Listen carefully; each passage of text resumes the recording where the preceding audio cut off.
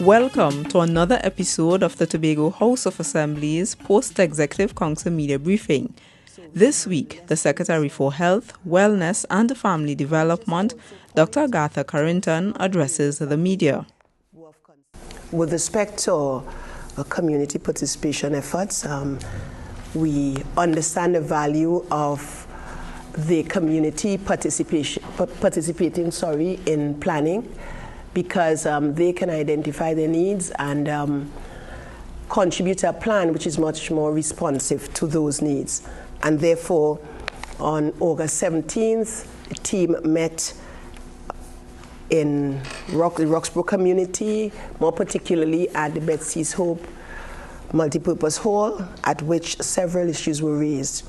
In addition to which, as recent as yesterday evening, September 12th, we met at the Charlottesville Community Center, where we discussed many issues related to Charlottesville and environs. And just permit me to mention some of the concerns they have and how we've committed to address those. With respect to service delivery, and may I say that service delivery is a main function that we are looking at in the health sector, and therefore some of the areas they mentioned included the concerns with respect to the hours of service, so that in the case of Roxborough, where we proposed to have the extended hours that met with the support of the Roxborough community.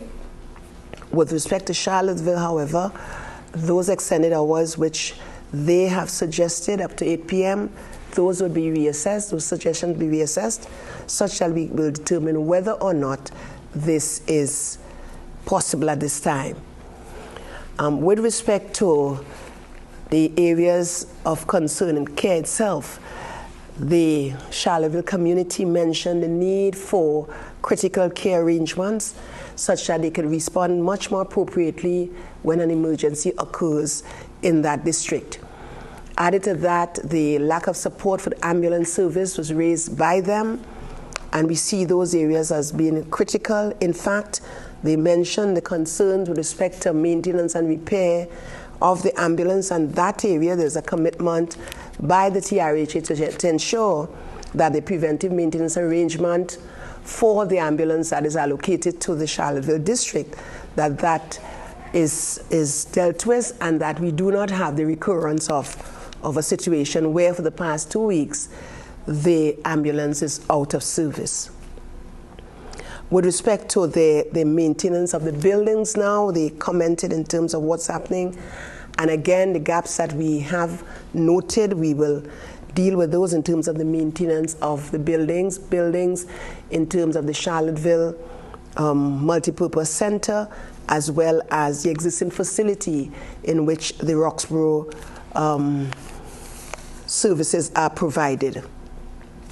Just in terms of some other services that they expressed concerns with respect to Charlottesville, they commented the concern with respect to hyperbaric services, whether or not hyperbaric services would be available on a 24-hour basis, and we indicated that the technical team is available on call if and when a situation occurs, especially with divers in that area, we'll be able to respond. And may I say as well that we have properly equipped the team there, the nursing team there, in terms of hyperbaric training and licensure, such that they are well suited to respond to the needs. In terms of mental health issues they raise and the gaps in those services, we intend to look at what's happening and see that we address the gaps in terms of mental health. With respect to men's health, and they raised with us the issues with respect to screening and screening for prostate cancer.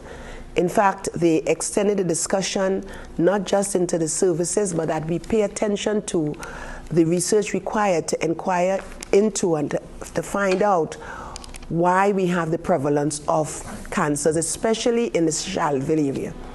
And we indicated that we had, through an executive council approval earlier in our tenure, to collaborate with Washington School of Medicine as well as Rutgers with respect to breast cancer.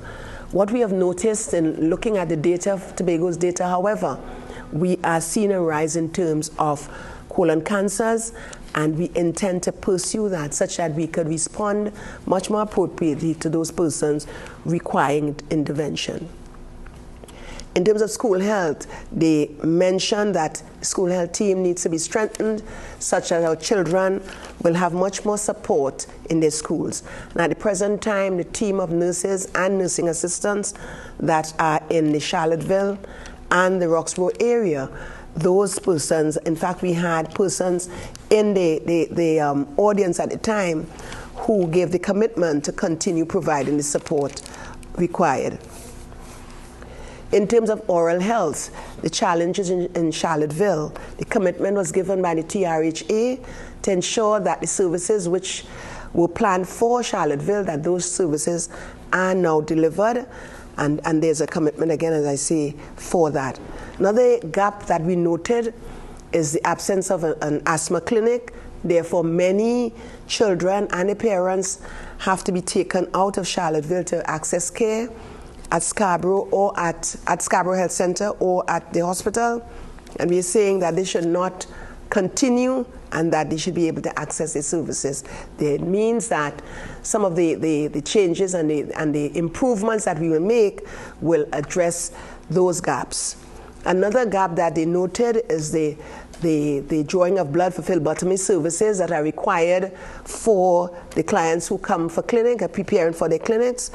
That is an area we are going to provide from the 10 persons on staff at the Tobago Regional Health Authority, that we will have services decentralized to the Charlottesville area. With respect to women's health and women's health initiative, we encourage and they agree that we will pay attention to health and wellness among our women, so we ensure that they pay much more attention to their health in terms of presenting for screening. That's an important area that we think that should be addressed. So health screening is an area that we really want to pay attention to.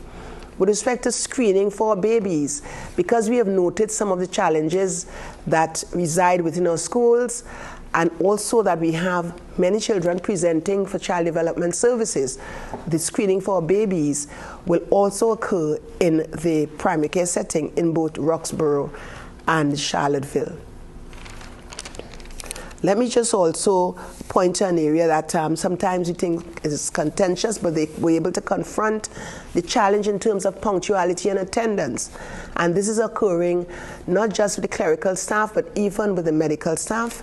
And they indicated their concern, in particular the Roxborough group mentioned their concern in terms of the late arrival of the physicians, and that's an area that has been drawn to the attention of the TRHA.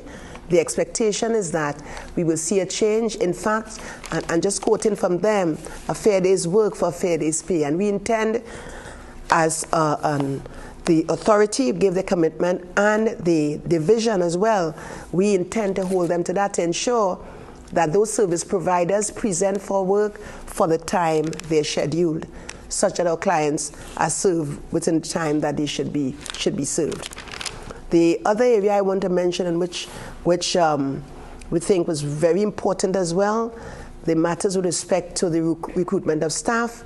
They indicated that in the Roxborough and also in the Charlottesville area, that there are many nurses who are waiting, who have graduated between 1 and 2 years and are still not now employed. And they inquired as to what is the status of that and whether or not this matter would be attended to.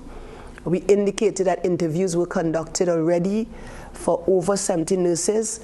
The expectation is that we will look at what our budgetary allocations are to see how that could be addressed, because as you would know, we are challenged in terms of the budgetary allocation to deal with those staffing levels. But more than that, they mentioned that whether we can return to the arrangement where we had a medical officer assigned to each district, and a commitment was given to have, in the case of Charlottesville, to have a house officer or a district medical officer assigned to that district. It means that if that happens, when issues occur, rather than coming to Scarborough, they are able to access some services. And that we think is very important. They also pointed to the way we manage our clinics, and they felt that the clinics could be managed much more efficiently, and we appreciate the candid way in which they were able to look at what we do and point to how they could be improved, and we give a commitment that we will look and see how we could improve the services at our clinics. In fact, they all present very early, but they spend many hours awaiting services, and we intend to improve that, whether it be through the physicians arriving earlier or in terms of the diagnostic support required. All of those areas will engage your attention. Let me just say as well that in terms of the Charlottesville district, the Healthy Eating in Schools project will, one school, the Charlottesville Adventist School, Primary School, will be one of the schools that will participate in that initiative. The expectation is that whatever is unearthed, we will be able to replicate this study or this research in other schools in Tobago. I did indicate that there are other schools in North that are part of this. We have one secondary school and we have primary schools as well. We want to encourage our children to start having healthy eating habits such that we will minimize the onset of the lifestyle diseases that we see in our population. Let me just also point to some other areas that they were of concern. The matters with respect to waste management. In particular, the yachties that use the beach as a port of entry and the way they dispose of their waste, that was a concern to them, and the respective agencies concerned will be communicated to such that we can address the concerns raised.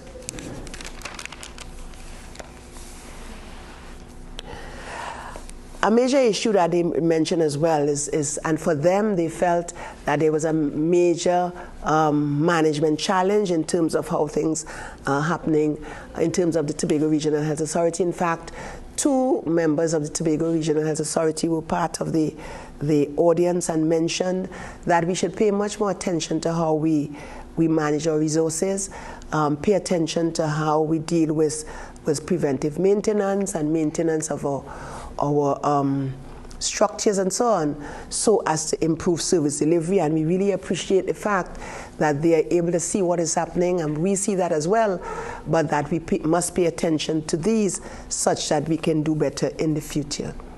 The third area that I said I wanted to do a commentary on is the establishment of a community residence for children by the Division of Health, Wellness and Family Development.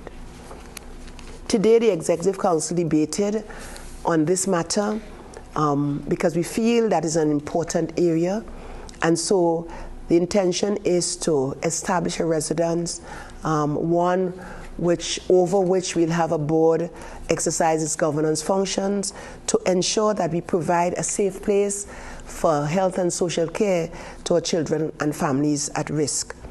This is important, and we pursued this particular area urgently because in the earlier months of office, we indicated that we will partner with and be provided with support from the Children's Authority of Trinidad and Tobago in terms of the assessment center to be set up and 2 support centers. We had approval for that since. We were challenged in terms of having the locations we wanted because the intention is that we'll have those areas set up both in East and West Tobago, so 2 support centers. We've not been able to succeed just yet with the East Center for the East, but that the Center for West Tobago is to be set up. We want to be able to respond to the needs of our children, and we thought we'd want to do this quite quickly. May I share with you as well that for this center, we expect to, in the first instance, to house 12 children. We expect to have our center properly established and licensed according to the guidelines and to be provided with a group of professionals who can care for children. We feel this is important because we have had some challenges in terms of, and let me just share that also in our early term starting of our office, We established a facilities review committee for children's homes, early months. That committee is at work. The committee unearthed several shortcomings in at least 2 homes already. Some of those shortcomings are the same shortcomings that were identified by the Children's Authority as well. Our expectation is that as we point these areas out, that homeowners will pay attention to those such that they meet the standards required for the service that they want to provide in those homes. We take very, very strongly our responsibility as a division. We think we must pay attention to those areas that are under our jurisdiction, and therefore we thought that not just to set the home up, but that we ensure that previously we have put in place a structure that allows for the monitoring of all the homes, including the one that we have set up and the one that we already have, the probation hostel. That is subject to the same guidelines, and the new residence is also going to be subject to those same guidelines.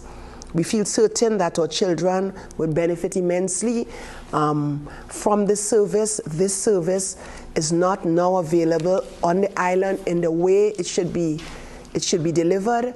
And we have the resources, technical resources, not only to guide those who are in the NGO sector or in the private sector who are interested in doing so, but we are best placed, we think, to have such a service available because the children are the children of this island, and we have to pay attention to those, and we have to respond to the needs of our children. Let me just finally share with you the issues with respect to our program in which we are seeking to support those persons who may want to embark on small projects, projects that will impact communities, and we have set up a committee that will look at those applications. We expect that the committee, having met, they had one meeting, they will meet again for the rest of this week. We expect that on completion, they will identify some seed projects that are so important that they will make a difference in the lives of our family members, in the lives of communities. And we will come back to you when we have such a list of those projects. We'll want to share them with you because we expect when they're implemented that within the next year or so, we will see how the fruits are emerging out of the investment that we make. Each grant is expected to be not more than $7,500, and we will insist that they use those funds for the purpose that they intended to be used for. With respect to the recent closure of the children's home by the Children's Authority, is it that the Tobago House of Assembly was not monitoring this home all the time to ensure that it was in a safe condition for the children? All right, let me comment on the more recent efforts we have made. As I said earlier, on assuming office, one of the major gaps that was seen is that we had no monitoring of, or not enough monitoring of, children's homes and homes for the elderly. And with that in mind, the Executive Council approved the establishment of a committee, and that committee started its work. Even prior to that, I was able to research and saw where some assessment was done of those homes by Children's Authority, and those reports indicate serious gaps in terms of service delivery. And so that I would think that, having regard to the fact that that is a legal body that deals with licensing of those homes, that they would have taken an action consistent with what the law says.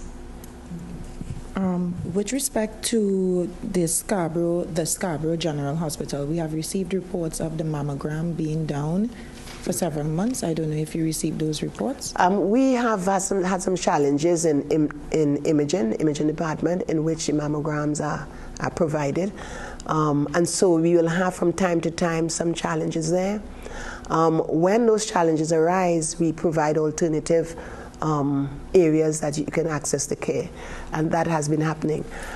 We think, and we've asked for some technical support in terms of assessing the situation in terms of why we have those breakdowns.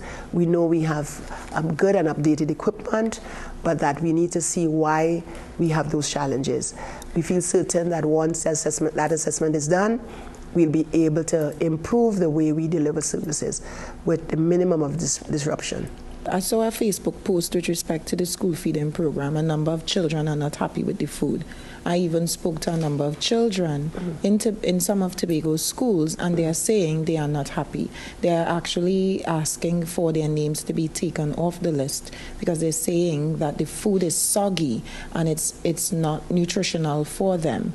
I've also looked at the school feeding program in Trinidad, and I have observed that the food quality is of a higher standard than what Tobago's children are getting. I don't know if you can look into this matter. Let me just say that firstly, as you would know, the food service in terms of the school's program does not directly fall under me, but I will take an interest in the food that our children eat, because if they're not properly nourished, they will present to us in some time. And hence the reason for the piloting of the Healthy Eating in Schools project. We intend to drive that such that not just the children's parents would know what to cook, but even those providers must also know what is to be provided for our children. So there are issues with respect to that. There are issues with respect to procurement and the standards that we have set for them. But I will raise it as well in the appropriate forum, such that they too will know what we expect of them. I have gotten a number of reports from residents in Tobago that sometimes they will call an ambulance and it's not only half an hour, 20 minutes after you are getting an ambulance to your location. I would admit that having purchased 10 ambulances over the past just 2 years ago, that the Tobago Regional Health Authority has not embarked on an appropriate preventive maintenance system, and therefore what we have, of the 10, we have 2 functional. I intend as Secretary to ensure that this does not recur, and so that they have procured all the spare parts and so required, and we expect that in short order that all the ambulances would be back up and running. And indeed, that was a comment raised in the last night's meeting, because many communities are affected by the fact that we've not managed the resources that have been provided, and we cannot make excuses to the population. We have to ensure that it is fixed. Is it that only 2 ambulances are operational for the entire Tobago population? That is the case at present. Now, today we expect to have some of the others brought on board because they have various issues, brakes to be fixed, all those, and some of the things are things that would be done. So that we are paying attention to it. We will turn it around, as you would see, quite quickly, so that each day you will have some improvement in terms of the services. You know how soon this will be improved? I would think within the next few days, because some of the repairs are indeed minor. I've been told they're replacing tires, they're replacing brakes and all of that. So I would suspect some of them will be back up in about a day and the like. You would have mentioned that there were some serious gaps that was found at the Children's Home by the Children's Authority. Would you be able to let us know what those gaps were? No, I will not comment on the gaps found by the Children's Authority. I will comment on the gaps found by the committee that we've set in place. Yes? All right. So that some of the areas that were mentioned reside within one, the fact that there is no management arrangement in place. The service is not a licensed service. The home is not licensed according to the required guidelines. So the management of the accounting issue, the staffing levels, the fact that the qualification of the persons to manage the homes, just the cleanliness and all of that, the poor infrastructure of the home, the children's accommodation, the sanitation issues. There's several things that they identified, which we mentioned in our report. In the case of the Children's Authority, I suspect that they will look at their own framework and be able to determine if you didn't have a license, could you operate? There are strict guidelines in terms of who should have a home. The manager should have these qualifications. You should have so many staff. You should keep your records in so many ways. You must do all these things. These are standards that must be met. And we have found gaps, and it is my understanding, Children's Authority, they also found gaps. When our team that is, met with the homeowner of that home and the others, those shortcomings were identified such that they can pay attention to those with a view to improving. Regarding the Family First Foundation, I just wanted to get a bigger picture as to the children, if at this point, if any of the family members can't step in, or is there any sort of external assistance that could be lent to those children by any relatives? We are taking care of the children. We are taking care of their medical and social needs. So that's the first thing I want to say. We felt as a division or as a Tobago House Assembly that we needed to pay attention to that, because on viewing the situation in terms of the destruction of the home by fire and the alternative arrangement was less than appropriate for children. And so we had to intervene. They are now safely managed. And further to that, we will ensure they have a safer place to stay and to manage that. The question you're asking in terms of whether the parents have come. Parents have visited the hospital.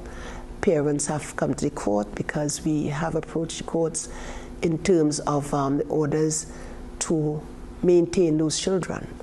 And a parent, I must say, has come forward. Another parent has asked to take, as it were, much more responsibility for one of the children, and that is a consideration. But we are approaching this in a very structured way. The children are Tobago's children, if we may, but that we have to have the authority to keep them, so that we have gone to the court. We will return to the court tomorrow to have those children. Once a decision is taken in terms of which ones we can have, we are going to take them. The parents who have presented with the justification that they have been leaving their children on short stay for a fee, we expect that the court will say to us we have to release those children to their parents. But we feel certain that we will do just what is required within the law for those children. You would have stated earlier that there was a rise in colon cancers on the island. Do you have any idea at this point what would have been some of the factors that would have contributed to that? Without looking at doing the research yet, studies would show that would have shown that persons presented with colon cancer, there's an association between your diet and that as well. But we intend to look at the data, the numbers on this island. If we were to look at the numbers we have for breast and for prostate, colon is right on the same level. This is information we didn't have at first, but in looking at the data in preparation for some work that we are doing, we've noticed that. And so that you may find we are talking about healthy eating a lot. We are trying to encourage persons to make an adjustment in terms of what they eat. But as soon as we find out much more in terms of the indicators, we will be able to share when we look at those patients, when we research what is happening with them. Currently, what is the treatment that is available for persons who have colon cancer on the island? Well, in Trinidad and Tobago, I would say, because you may or may not know that we will do screening here, yes. We will do chemotherapy, but that if you needed radiation or brachytherapy, you have to go to Trinidad to access that care. I shared earlier that we intend to collaborate with any other agency that is able to do so with us to establish a small treatment center such that we could care for clients on the island. And so that is proposed. We have been discussing the public-private partnership model, and as soon as that is finalized, we would want to go out to tender. Thank you for staying with us for the Tobago House of Assembly's Post-Executive Council Media Briefing for the week ending September 16th, 2017.